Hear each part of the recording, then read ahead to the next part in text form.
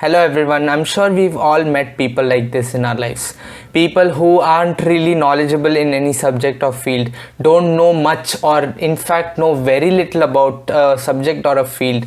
But then these people are the ones who are the most overconfident and they think they are too smart and they feel there's nothing else they need to know about that subject.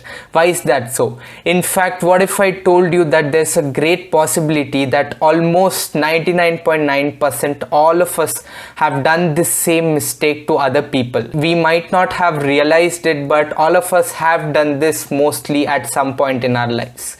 Why is that so? That is so because this is something, this trait or this brain's natural tendency to do this is something that's inherent in our psychology. The Dunning-Kruger effect explains it perfectly. So in this video, let's understand the Dunning-Kruger effect and let's understand why is it that less knowledgeable people try to act super smart and they feel they know everything, as opposed to already knowledgeable and competent people in a field who are humble and are grounded and feel that there's always a lot more to learn. So without wasting much of your time, let's begin the video.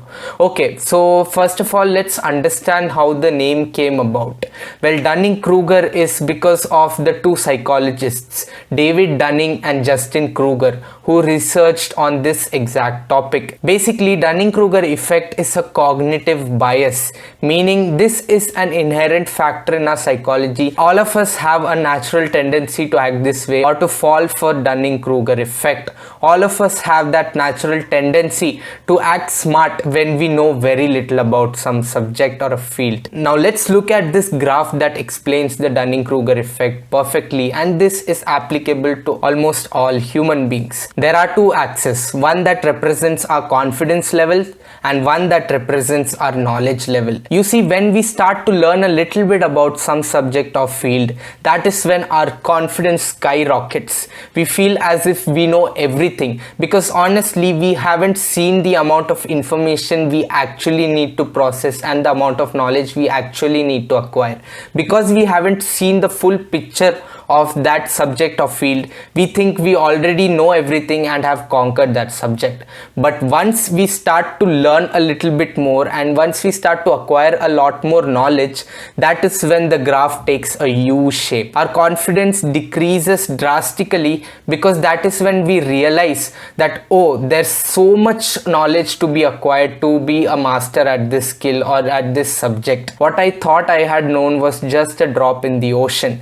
And once the graph continues like this, once we start acquiring more and more knowledge, that is when our confidence level starts going up once again. Once we are almost at that level of competency and we have learnt most of the knowledge that we need to know for any skill or subject, that is when our confidence level increases and then we realized, oh, now I've truly mastered this skill. The difference at the end point is that we know everything in reality this time, but this time we are humble because we know that there's always a lot to learn, and because we've gone through that graph we realize everything. This is something we all inadvertently fall for, so this is something we all should know. The point of this video was nothing but to make sure all of us are aware of this concept, because if we don't know about something, that is making us act in a certain way which is not good for us, in the sense that first of all, people will think that we are someone who's always overconfident